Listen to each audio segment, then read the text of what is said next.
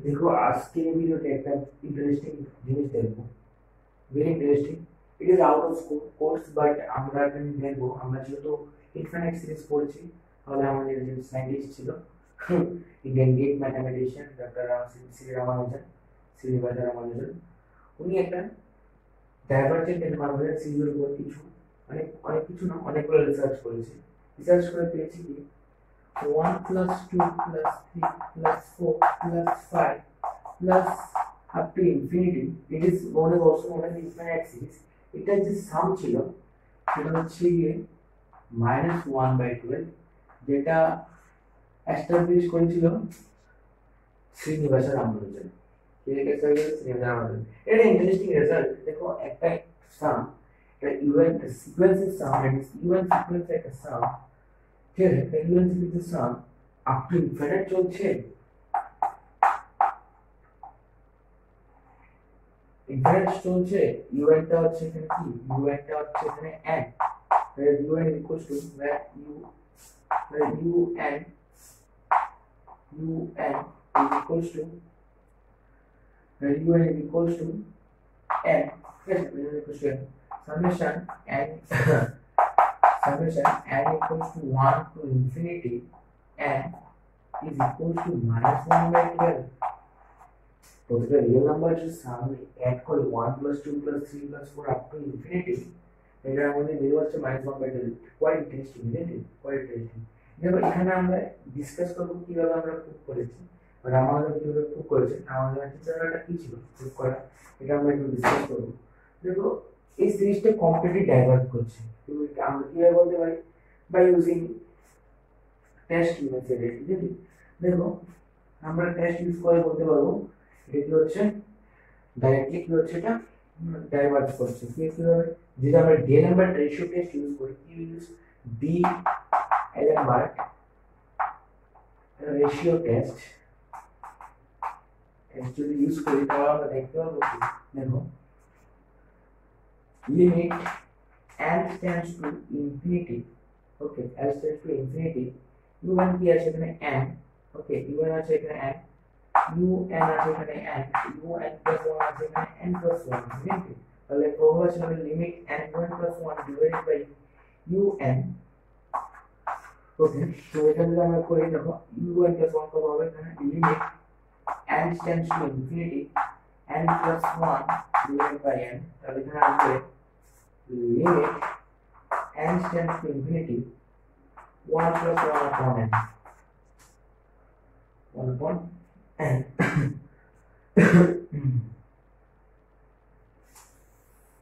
দেখো আমরা কি পাচ্ছি এখান থেকে, কিন্তু যদি আমরা ইনফিনিটি ইউজ করি, এখানে যদি আমরা ইনফিনিটি ইউজ করি তাহলে আমরা কি পাচ্ছি, আমরা পাচ্ছি 1। গেলেমার রেশিওতে বলেছিল যদি n কি হয়, ছোট হয়, যদি ছোট হয় 1 থেকে, তাহলে এটা কনভার্জ করবে, n যদি বড় হয় এর থেকে তাহলে এটা ডাইভার্জ করবে, n যদি ইকুয়াল টু 1 হয় তাহলে ইট ফেলস, ওকে, ইট ফেলস। তাহলে এখানে কি হচ্ছে, ফেল হয়ে যাচ্ছে। তাহলে আমরা ইউজ করব এখন এর নিউ টেস্ট, এটা হচ্ছে র‍্যাপ টেস্ট। কি টেস্ট? Raabe test. যখন ডি-এলএমবার্ট রেশিও টেস্ট ফেল হয়ে যায় তখন আমরা ইউজ করি র‍্যাপ টেস্ট। তাহলে র‍্যাপ টেস্টে কি বলছে, র‍্যাপ টেস্টে বলছে limit n tends to infinity n un divided by un plus 1 minus 1। তো দেখো এখানে যদি আমরা বের করি n un, এখানে un divided by un plus 1, তো এখানে হবে n divided by n plus 1 minus 1, okay, limit n tends to infinity, limit n tends to infinity n plus 1 যদি বলি হবে n minus n plus 1, am I right? Yes, limit n tends to infinity n into n minus 1 divided by n plus 1। দেখো n হচ্ছে cancel out, minus আছে, মাইনাসটাকে আমি just বের করে দেব। ওখানে কি করেছি, limit n tends to infinity, is it visible, so say is it visible, yes এবং কি হচ্ছে আমরা মাইনাস ওয়ান করলাম এখানে divided by n plus one বলে আছে n যদি আমরা ডিভাইড করি মানে n কমন নিই কোন থেকে আমরা এখানে পাবো minus one upon one plus one by n তাহলে আমরা করে দেবো মাইনাস ওয়ান ঠিক আছে দেখো আমরা এর দেখি তো র্যাপ টেস্ট কি বলছে আমরা তো ইউজ করেছি র্যাপ টেস্টটা এখানে র্যাপ টেস্ট ইউজ করেছি র্যাপ টেস্ট বলেছে n এর ভ্যালু যদি ছোট আসে এখান থেকে তাহলে এটা কি করবে ডাইভার্স করবে জাস্ট ইডিয়াল ম্যাট্রিক্স ঠিক উল্টোটা কি করবে ডাইভার্স করবে n যদি বড় হয় এখান থেকে তাহলে এটা কনভার্জ করবে ওকে আর যদি l ইকুয়াল টু 1 হয় তাহলে কি করবে ইট ফেলস টেস্ট ফেলস তাহলে কি হচ্ছে এর কি হচ্ছে এর ছোট হচ্ছে সরি এর কি হচ্ছে এর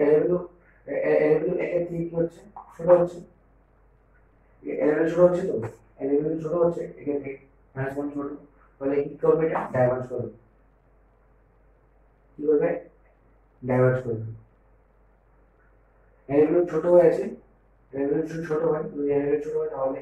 বাই র্যাপ টেস্ট আমরা বলতে পারবো এটা ডাইভার্জ করবে তার মিন্স দ্যাট মিন্স এই সিরিজটা পুরোটা সিরিজ আছে এই পুরোটা সিরিজ কি করছে এই পুরোটা সিরিজ ডাইভার্জ করছে এই ডাইভার্জেন্ট সিরিজের যে সামটা আসবে এই সামটা হবে -1/12 এটাই আমরা প্রুফ করব দেখো আমরা কি প্রুফ করে আমার জন্য যেটা বলেছিলাম এটা একটু কমপ্লেক্স একদম কমপ্লেক্স বুঝতে একটু অসুবিধা হবে সবারই বাট একটু প্র্যাকটিস করে বুঝতে পারলে কি করতে হয় এটা একটা ইকুয়েশন টাইপের বলেছিল দেখো কিভাবে করবো আমরা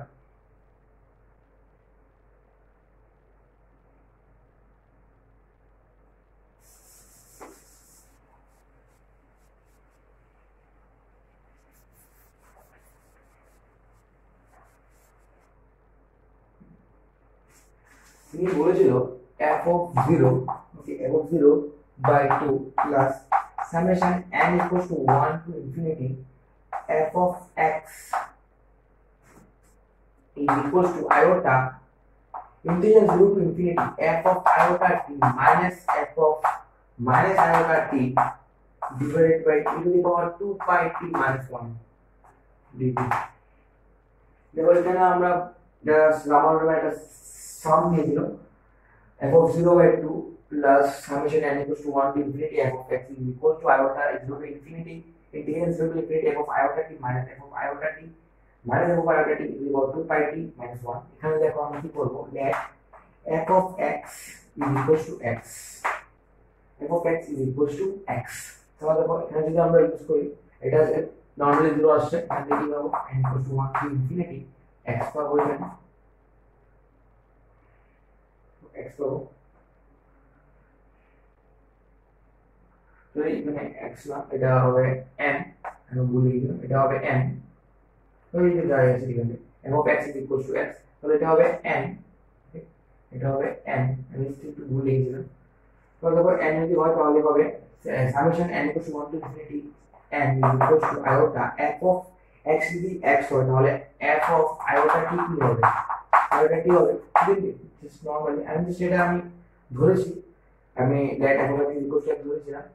যেটা প্রুফ করার জন্য -1/12 তো হতে হবে -0 to infinity f of iota t কি হবে iota t minus f of minus iota t minus iota t হবে minus and minus plus iota t হবে divided by e to the power 2 pi t minus 1 summation n equals to 1 to infinity n is equals to iota এখানে হবে 2 pi 2 iota t 0 to infinity to the 2 pi t minus 1 summation n equals to 1 to infinity n iota যদি আমি iota 2 iota বের করে দিই 2 iota বের করে দিচ্ছি iota স্কয়ার -2 হবে এখানে দেখুন -2 হবে iota আমি জাস্ট এখানে কি করেছি iota না বের করেছি iota to the constant iota square -1 হবে 2 হবে এখানে আমি কি পাবো দেখো 0 to infinity t divided by equal 2 pi t minus 1 দেখো এখানে আমি যদি আবার লেট করি সাবস্টিটিউটিং করব ভ্যালুটাকে 2 pi t যদি আমি t ধরে নিই তাহলে এখানে হবে 2 pi equals to dp upon dt এখানে হবে 2 pi dt is equals to dp dt value আসবে dp by 2 pi তো দেখো কি হবে এখানে দেখো summation n equals to 1 to infinity n is equals to minus 2 0 to infinity দেখো যদি আমরা এখানে 0 বলে তাহলে 0 হবে যদি ইনফিনিটি বলে তাহলে 0 হবে ইনফিনিটি হবে জাস্ট এখানে কোনো ইন্টিগ্রাল লিমিটেড চেঞ্জ আসবে না এখানে আমরা ছিলাম p ওয়ার্ডে এখানে আমরা এসেছি p ওয়ার্ডে but there is no change in limits then you see that এখানে আছে আমাদের t dt ওই আমি dt লিখতে ভুলে যাচ্ছি বারবার dt লিখতে নেই তো দেখো আছে t dt দিন তাহলে দেখো t কে আমরা কি লিখতে পারি p by 2 pi divided by e to the power 2 pi t হবে e to the power t minus 1 R dt কে লিখতে পারবো dp by 2 pi dp by 2 pi summation n equals to 1 to infinity n is equal to minus 2 0 to infinity p by 2 pi p by 2 pi into 1 by e to the power t minus 1 to dp by 2 pi তাহলে এখানে কি হবে summation n equals to 1 to infinity n is equals to এখানে হবে 2 to 4 pi square এখানে হবে minus 1 by 2 pi square দেখো এখানে কি হচ্ছে 4 pi square 2 2 কে 4 ক্যান্সেল হবে 1 by 2 pi square হবে ওকে 2 pi square হবে 0 to infinity p divided by e to the power p minus 1 dp তো দেখো এই পোরশনটায় দেখো এটা হচ্ছে একটা স্পেশাল ইমপ্রপার ইন্টিগ্রেশন এটার জন্য এটা একটা স্পেশাল ইমপ্রপার ইন্টিগ্রেশন এটার জন্য একটা এক্সট্রা বিন্দু বানাতে হবে যদি আমি বলি এখানে জিটা ফাংশন অ্যাড হবে এখানে জিটা ফাংশনের কিছু পার্ট আছে তো এটা ইন্টিগ্রেশন 0 টু ইনফিনিটি যদি যায় তখন দেখো আমি এখানে বলছি ইজ ইট ভিজিবল ইয়েস দেখো এখানে দেখো 0 টু ইনফিনিটি দেখো 0 to infinity p to the power p into the power p minus 1 এটার একটা ফর্মুলা হচ্ছে কি যদি আমরা এখানে n minus 1 করি 0 to infinity p to the power n minus 1 is equals to gamma n into zeta n gamma n into zeta n আমি যেটা সিম্বল হচ্ছে এটা আমি এভাবে লিখি ঠিক আছে তাহলে p to the power n minus 1 is p minus 1 দেখো তাহলে এখানে যদি আমরা e to the infinity p to the power এখানে দেখো কি করলে 1 হবে 2 minus 1 করলে 1 হবে e to the power p minus 1 এখানে যদি dp হয় তাহলে দেখো এখানে হবে gamma 2 into zeta 2 হবে তাহলে এখানে কি হবে gamma 2 এর ভ্যালু হচ্ছে গিয়ে আমরা জানি gamma 2 এর ভ্যালু 2 হবে into এখানে হচ্ছে zeta 2 তো zeta 2 এর ভ্যালু হচ্ছে pi by 6 so pi square by 6 I think so zeta 2 এর ভ্যালু হচ্ছে গিয়ে pi square by 6 yes I'm right pi square by 6 দেখো তাহলে যদি আমরা এখানে ইউজ করি 2 into pi square by 6 তাহলে এটা আমরা এখানে বসিয়ে দেব দেখো 2.1 করে দেব এখানে তাহলে এখানে হবে summation n equals to 1 to infinity n equals to minus 1 by 2 pi square into এটা যে ভ্যালু আসছে সেটা হচ্ছে গিয়ে 2 এখানে যদি আমি ক্যান্সেল করি তাহলে ক্যান্সেল করতে হবে 2 pi square by 6 2 pi square by 6 2 pi square by 6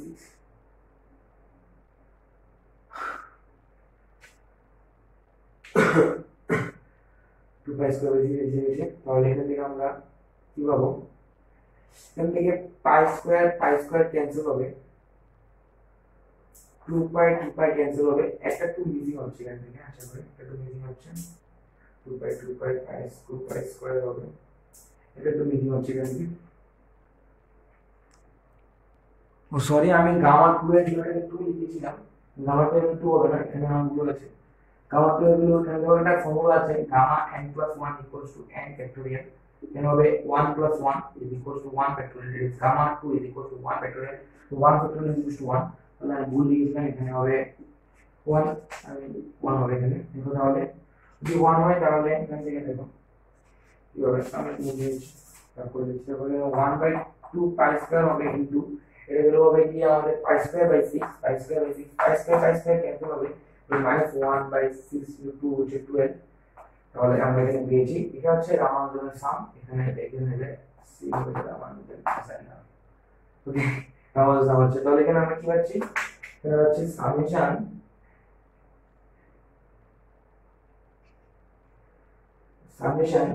n is equals to 1 to infinity n is equals to minus 1 by 12 by Ramanujan, Srinivasa Ramanujan. ওকে, এটা একটা জাস্ট আমি বুঝি কিভাবে প্রসিড করতে হয় বুঝিয়েছিলাম, এটা আউট অফ কোর্স আমি জাস্ট এরকম ভাবে দিয়েছি, জাস্ট আর যেহেতু আমরা সিরিজগুলো পড়ছি তাহলে আমরা কিছু ও সিরিজের রিসার্চও দেখে নিচ্ছিলাম, তাহলে এই জন্য আমি জাস্ট দিয়েছি। এটা হচ্ছে কমপ্লিটলি ডাইভারজেন্ট সিরিজ, এটা কমপ্লিটলি ডাইভারজেন্ট সিরিজ আমি জাস্ট প্রুভ করেছিলাম। ডেলেম্বার্ট রেশিও টেস্ট করার পরে আমাদের যে ভ্যালুটা আসছিল এটাই ভ্যালু, সেটা হচ্ছে 1। যেখানে যদি 1 হয় তাহলে টেস্টটা ফেল হবে। টেস্টটা ফেল করার সঙ্গে সঙ্গে আমরা যেটা ইউজ করব সেটা হচ্ছে গিয়ে র্যাপ টেস্ট করার পরে যেটা আমরা পেয়ে দেখেছি সেটা হচ্ছে গিয়ে সিরিজটা হচ্ছে divergent series. So if you like these videos, please subscribe this channel, please hit the bell icon